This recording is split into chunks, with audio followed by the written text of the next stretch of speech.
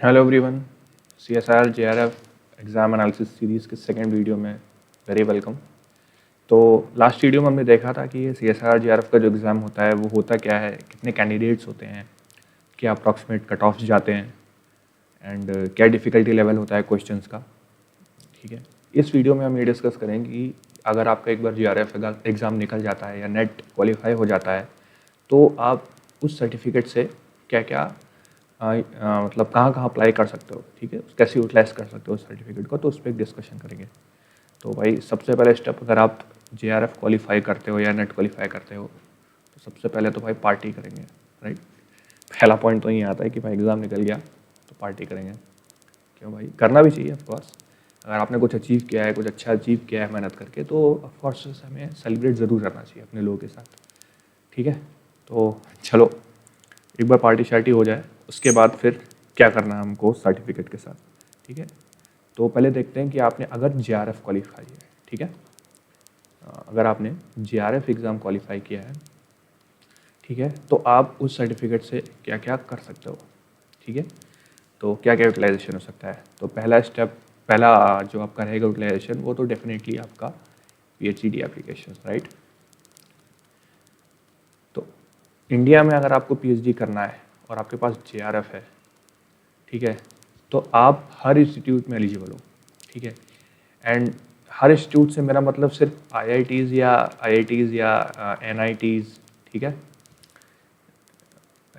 ठीक है, या फिर रिसर्च इंस्टीट्यूशंस, ठीक है।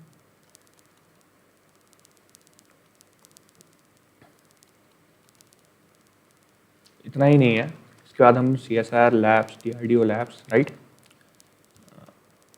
CSIR लैब्स में भी अप्लाई कर सकते हैं। ठीक है, हम प्राइवेट सेंट्रल यूनिवर्सिटीज़, प्राइवेट हो या फिर गवर्नमेंट हो, हम उसमें अप्लाई कर सकते हैं। तो JRF होने का एडवांटेज ये है कि हम हर जगह एलिजिबल हैं। ठीक है, हर जगह हम अप्लाई कर सकते हैं। ठीक है, JRF अगर क्वालिफाई होता है तो हमारा बहुत हाई चांस भी रहता है कि हर इंस्टीट्यूट हमें शॉर्टलिस्ट कर लेगा। IITs लगभग सारे कर लेंगे, NITs कर लेंगे, रिसर्च इंस्टीट्यूशंस के कुछ कट ऑफ्स होते हैं, डिपेंड्स ऑन कि उनका रिसर्च लेवल क्या है। फॉर एग्जांपल TIFR है तो उसका लगभग टॉप 50 या टॉप 100 रहता है JRF रैंक। तो वो रहता है, कुछ इंस्टीट्यूशंस छोड़ के रिसर्च के हम हर जगह एलिजिबल हैं। ठीक है, और JRF होने का एडवांटेज, सबसे बड़ा एडवांटेज ये रहता है, इसका मतलब ये है कि हमें फंडिंग, एक्सटर्नल फंडिंग रहती है हमारी, राइट। इसका मतलब क्या है, इसका मतलब ये है कि हमारी जो फंडिंग होती है हम खुद लेके आते हैं। एग्ज़ाम क्वालिफाई करके हमें CSIR या UGC हमें जो अलॉट होता है वो फंड करेगा। तो IITs हो या NITs हो, इन सब में कॉलेज की तरफ से फंडिंग की ज़रूरत नहीं पड़ती। ठीक है, तो प्रोफेसर के पास जो अलॉटेड फंडेड सीट्स होती हैं उनमें कुछ सीट नहीं जाती, तुम अपनी फंडिंग लेके आ रहे हो तो कॉलेज वालों को मतलब तुम्हें फंड नहीं करना पड़ता। तो इसलिए जो IITs NITs होते हैं, ऐसे इंस्टीट्यूशंस होते हैं या सेंट्रल यूनिवर्सिटीज़ होती है, तो दे प्रीफर कि JRF कैंडिडेट हो। ठीक है, तो एक बहुत अच्छा प्रेफरेंस मिल जाता है। अगर आप JRF क्वालिफाई हो रहा है तो आपको एक PhD मिलने का काफ़ी अच्छा चांस हो जाता है। सेंट्रल यूनिवर्सिटीज़ जैसे, अब उसमें एक इशू रहता है कि आप जैसे गेट क्वालिफाई हो या फिर आप वहाँ का रिटन टेस्ट क्वालिफाई करके वहाँ पे जा रहे हो, तो हर सेंट्रल यूनिवर्सिटी आपको जो एक अमाउंट होता है, वॉट 31,000 होता है, राइट, JRF में, और 35,000 होता है SRF में, राइट। 2 साल बाद आपका, अगर आपने अच्छा ही परफॉर्मेंस करा तो आपका कन्वर्ट हो जाता है SRF में। लेकिन सेंट्रल यूनिवर्सिटीज़ जैसे होती हैं या प्राइवेट यूनिवर्सिटीज़ होती हैं, ठीक है, तो उनमें हो सकता है कि आपको इतना ना स्टाइपेंड मिले। कुछ अच्छी सेंट्रल यूनिवर्सिटीज़ होती है जहाँ पे आपका स्टाइपेंड काफ़ी कम रहता है, 10,000, 12,000, 14,000। तो आपको ज़रूरी नहीं कि ये स्टाइपेंड मिले अगर आपके पास JRF नहीं क्वालिफाई है तो। ठीक है, तो ये एक बहुत बड़ा इशू रहता है। इसलिए JRF क्वालिफाई करने की वजह से हम काफ़ी वर्सेटाइल, मतलब हमारा जो रेंज रहता है कॉलेजेस का, उसमें अप्लाई कर सकते हैं, तो वो काफ़ी ज़्यादा हो जाता है। इसलिए लोग JRF को काफ़ी प्रीफर करते हैं। ठीक है, अब हमारा एक तो PhD हो गया, ठीक है, अब क्या कर सकते हैं हम। सेकंड थिंग हम कर सकते हैं कि हम अप्लाई कर सकते हैं प्रोजेक्ट्स के लिए, राइट। तो जैसे CSIRs होते हैं, ठीक है, या फिर IITs NITs, ठीक है, या इनफैक्ट रिसर्च इंस्टीट्यूशंस, तो इन सब में ना प्रोजेक्ट्स निकलते हैं जिसमें तुम्हारा बॉन्ड रहता है 1 साल का बॉन्ड, ठीक है। बॉन्ड्स होते हैं, मतलब कि आपको इतना टाइम तो करना ही पड़ेगा, आप छोड़ नहीं सकते, ठीक है। तो 6 मंथ्स, 1 ईयर, ठीक है, पोजीशंस निकलती हैं। तो 1 साल, 2 साल, 6 महीने अकॉर्डिंगली रहता है। तो फिर उसके अकॉर्डिंग मतलब वो मेंशन कर देते हैं। तो उसमें अगर तुम्हारा JRF क्वालिफाई है तो you will be definitely preferred, ठीक है। JRF मीन्स ऑफकोर्स तुम अपनी फंडिंग लेके आ रहे हो, तो एक एडवांटेज ये भी हो सकता है कि तुम उस प्रोजेक्ट पे एज अ PhD भी काम कर सकते हो अगर इंस्टीट्यूट अलाउ कर दे। अगर तुम अपने गाइड से बात कर लो कि sir I want to join you as a PhD professor and would like to work on this project, ठीक है, तो वो भी तुम कर सकते हो, ठीक है। तो प्रोजेक्ट फंडिंग में से पैसा भी तुम्हें नहीं जा रहा है, तुम उस प्रोजेक्ट पे काम भी कर रहे हो, ठीक है। और प्रोफेसर क्या होगा कि वो और लोग भी ला सकता है उस प्रोजेक्ट पे, बिकॉज वो सीट देखा जाए तो गई नहीं उनकी, मतलब जो प्रोजेक्ट के पैसे से फंडिंग करना था वो गया नहीं, तो इसलिए तुमको प्रीफर कर सकता है प्रोजेक्ट्स के लिए, ठीक है। तो CSIR JRF निकालने के एडवांटेज सबसे बड़ा ये है कि you will be preferred in a lot of places, ठीक है। अब सेकंड ऑप्शन क्या आता है कि अगर हम सिर्फ निकालते हैं नेट, ठीक है, हमारा JRF का कट ऑफ मान लो नहीं निकला और हमने क्वालिफाई किया है सिर्फ नेट, ठीक है, तो हमारे पास क्या क्या ऑप्शंस रहेंगे और क्या क्या ऑप्शंस चले जाएंगे।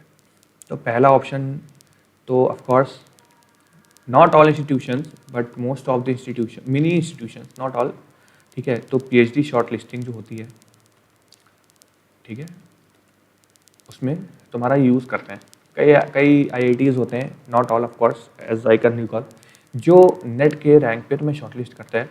जो रिसर्च इंस्टीट्यूशंस हैं जैसे आइजर्स हो गए या फिर TIFR हो गया या फिर ऐसे टॉप जो इंस्टीट्यूशंस है वो दे प्रीफर ओनली JRF, ठीक है। तो हो सकता है उसमें आपके नेट के बेस पे कट ऑफ, मतलब नेट के बेस पे शॉर्टलिस्टिंग ना हो, लेकिन there are institutions, good institutions such as PRL जैसे फॉर एग्जाम्पल है, ठीक है। तो PRL जो है वो तुम्हें शॉर्टलिस्ट करता है नेट के रैंक पे, ठीक है।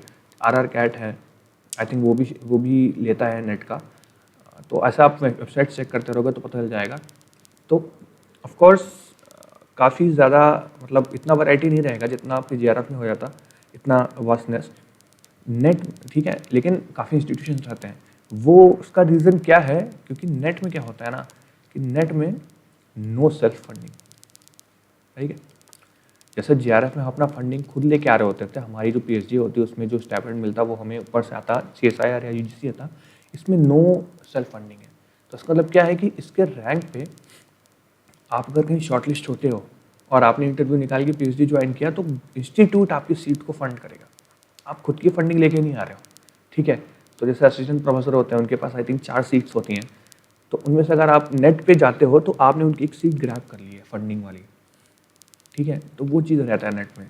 तो नेट कह सकते हो कि आप गेट के जैसा ही उसका प्रोसीजर रहता है, गेट में भी सेम रहता है कि गेट में भी आप एग्ज़ाम निकाल के जो अप्लाई करते हो, शॉर्टलिस्ट होते हो, तो वहाँ पे आपको इंस्टीट्यूशंस को ही तुम्हें आपको फंड करना पड़ता है, ठीक है।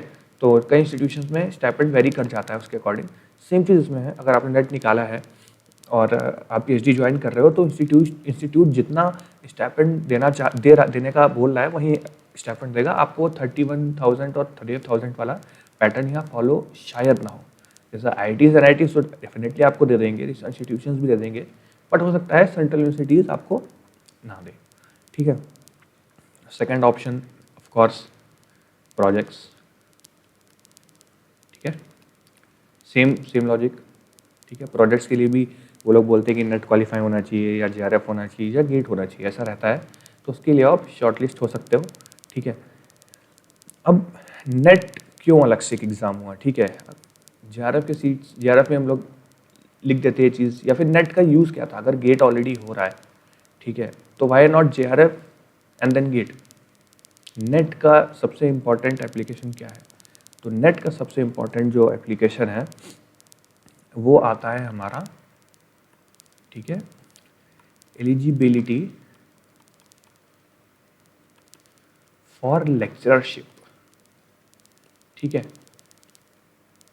अगर आप जॉब ढूंढ रहे हो, अगर आप एक अच्छी एजुकेशन में टीचिंग का जॉब चाहते हो मास्टर्स के बाद, ठीक है, तो आप बहुत ध्यान से सुनना अभी मैं जो बताने वाला आपको, ठीक है, जो नेट का एग्ज़ाम, जो नेट क्वालिफाई करते हैं, they get this eligibility for lectureship. अब इसका मतलब क्या है? इसका मतलब ये है कि ठीक है, इसका मतलब ये है कि जो प्राइवेट कॉलेजेस हैं, ठीक है, या फिर गवर्नमेंट कॉलेजेस हैं, ठीक है, ठीक है, या यूनिवर्सिटीज़ भी कर लो, ठीक है, प्राइवेट में, ठीक है, या सेंट्रल यूनिवर्सिटीज़ भी ऑप्शन रह सकता है, लेकिन प्रीफर नहीं करते हैं, ठीक है, इसको हटा ही देते हैं, ठीक है। तो मेनली ये है, ठीक है। तो क्या होता है कि अभी भी, ठीक है, जो इंडिया के प्राइवेट कॉलेजेस हैं या जो सेंट्रल कॉलेजेस, जो गवर्नमेंट कॉलेजेस हैं, उनका जो एलिजिबिलिटी क्राइटेरिया है असिस्टेंट प्रोफेसर के लिए, ठीक है, और assistant professor, only assistant professor, ठीक है, प्रोफेसर एसोसिएट प्रोफेसर की बात नहीं कर रहा हूँ मैं, ठीक है, प्रोफेसर के लिए है, वो है आपका MSc प्लस नेट, ठीक है। अगर आपका MSc है, आपने नेट क्वालिफाई कर लिया है, तो you are officially eligible for the post of assistant professor at private universities, private colleges and government colleges. अब क्वेश्चन ये आता है कि हमने मोस्ट ऑफ आप लोगों ने कभी ज़्यादा इसके बारे में पता नहीं होगा, शायद नहीं पता होगा, जैसे मुझे भी पहले नहीं पता था, ठीक है। तो क्वेश्चन ये आता है कि अप्लाई कैसे करना है, हमें तो पता नहीं, मतलब कई इंस्टीट्यूशंस में तो मतलब लिखा होता है कि PhD चाहिए, ठीक है। अपने वो इंस्टीट्यूशंस जो प्राइवेट कॉलेजेस है वो अपना बेंचमार्क सेट कर देते हैं, ठीक है। प्राइवेट के हाथ में होता है कि ठीक है, हमें एक PhD चाहिए जिसके पास कम से कम 5 अच्छे जर्नल में पेपर्स हो, जो अच्छी प्राइवेट यूनिवर्सिटीज़ हैं, ठीक है। वैसे ही जो लोअर टायर प्राइवेट यूनिवर्सिटीज़ है वो बोल देंगे कि ठीक है, हमें MSc प्लस नेट भी चलेगा, ठीक है। और इसमें जो तुम्हारा वो रहता है सैलरी, ठीक है, सैलरी वेरिएबल होती है, ठीक है। मतलब तुम्हारे पास जितना एक्सपीरियंस है, जैसा प्रोफाइल होगा, ठीक है, उस हिसाब से तुम्हें सैलरी सेट करेंगे। तो इफ़ यू आर एक्सपीरियंस, तुम्हें 2-3 साल का ऑलरेडी एक्सपीरियंस है और तुम स्विच करते हो, तो तुम्हारा सैलरी ज़्यादा होगा। अगर तुमने PhD कर रखी है, डेफिनेटली ज़्यादा होगा। अगर तुम्हारा MSc BSc में अच्छा प्रोफाइल रहा है, अच्छी जगह से तुमने किया है, तो भी उस हिसाब से वेरी करता है, ठीक है। They set their own parameters.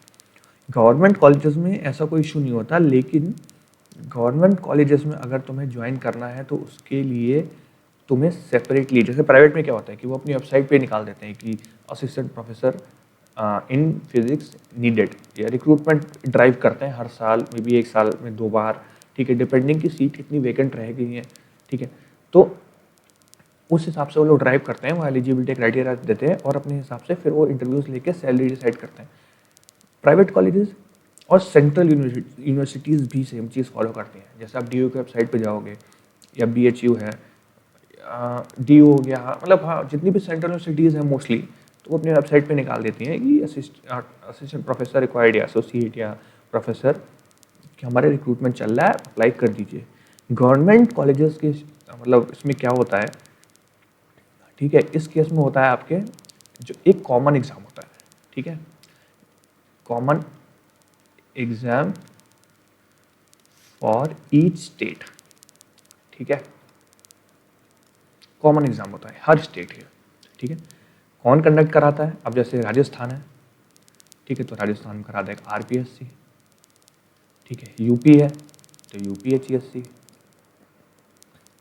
उसी तरह आपको जो डिफरेंट स्टेट्स में जो भी वहाँ की कमीशन सेटअप हैं, वो एग्ज़ाम कराती हैं, ठीक है। तो क्या करते हैं वो लोग, रिटन एग्ज़ाम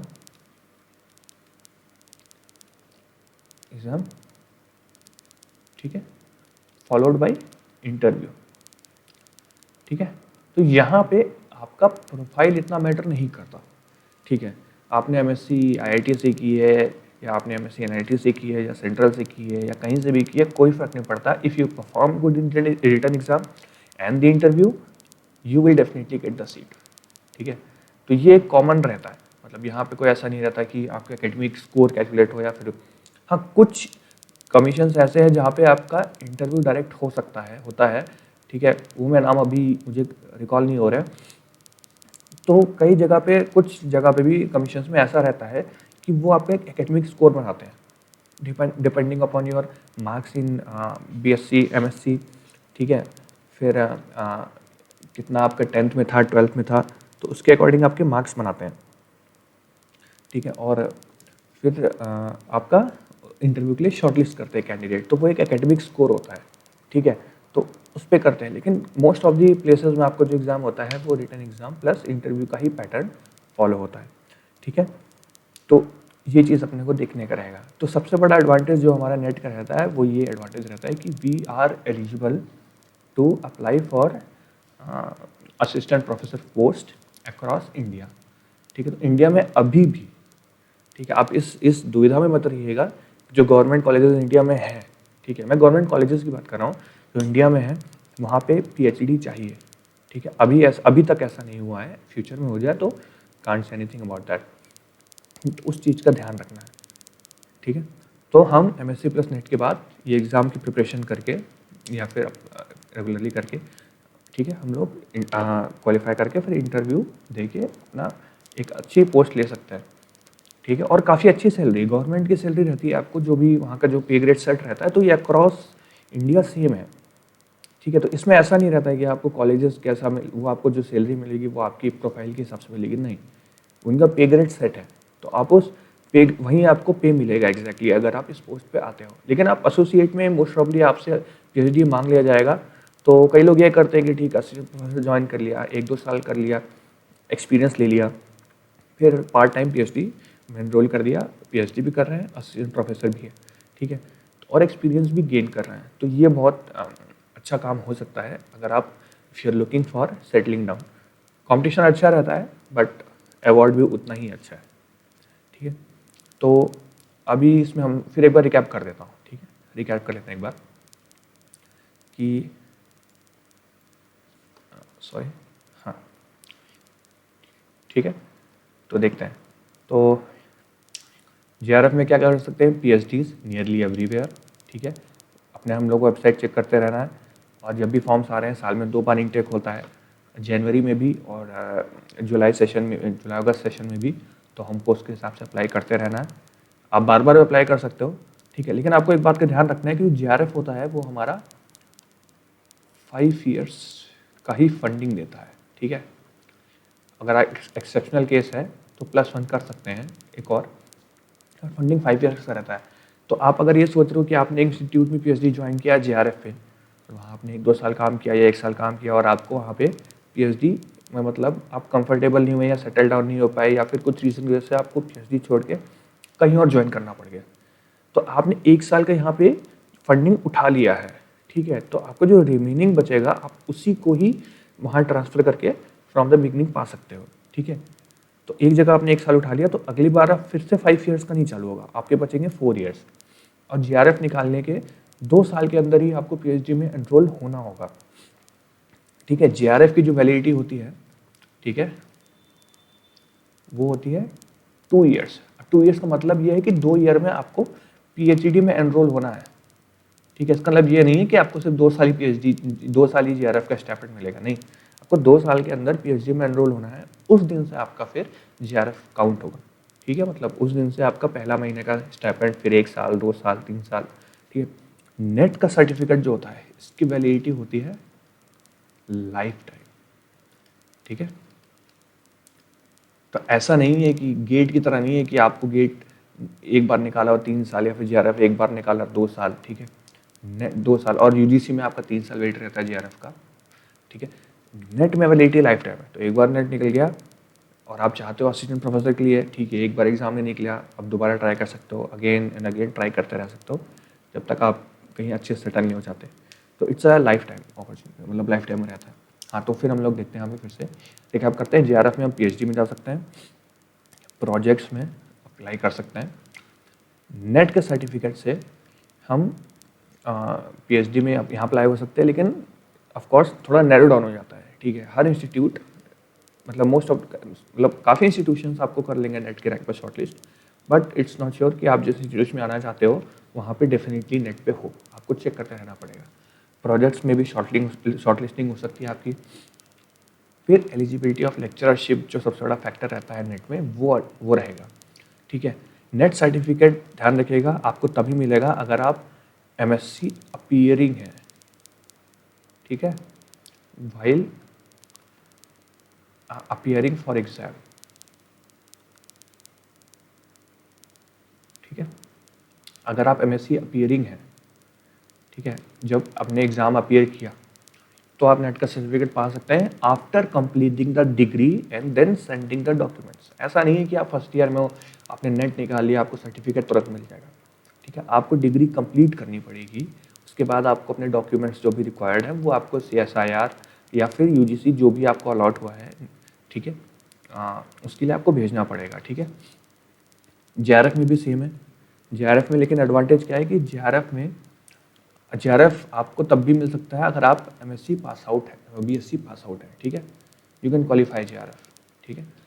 तो हाँ ये चीज़ है अपना, MSc आप MSc होना मांगता है उसके लिए आपको, और JRF आप MSc में अपीयर ना भी हो लेकिन आपका BSc हो गया है तो आप अपीयर हो सकते हो और स्टाइपेंड उठा सकते हो, मतलब आप क्वालिफाई कर सकते हो, आपको सर्टिफिकेट अलॉट हो जाएगा by sending all the documents. अब बात करते हैं कि सबसे बड़ा एक और एडवांटेज हमारे पास है, वो भी मैं मेंशन कर देता हूँ। वो सब बहुत ही ऑब्वियस चीज़ है कि अगर आप एग्ज़ाम निकालते हो, ठीक है, if you apply to coaching institutes, ठीक है,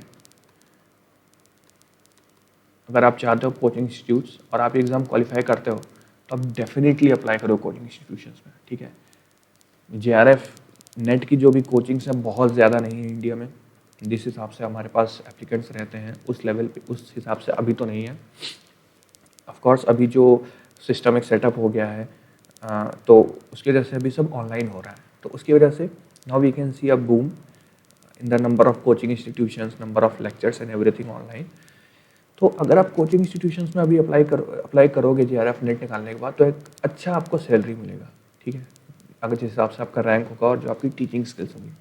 तो अगर आपको लगता है कि आप एक खुद का कोचिंग इंस्टीट्यूशन खोलना चाहते हो या फिर आपका एक असिस्टेंट प्रोफेसर में इतना इंटरेस्ट नहीं है और आपको ऐसे एग्ज़ाम्स लोगों को क्वालिफाई कराना है तो आप ऑफकोर्स कोचिंग इंस्टीट्यूशंस में अप्लाई कर सकते हो, ठीक है। तो ये आपका दोनों अगर क्वालिफाई होता है तो ये काफ़ी बड़ा है, बस एक एडवांटेज रहेगा, ठीक है।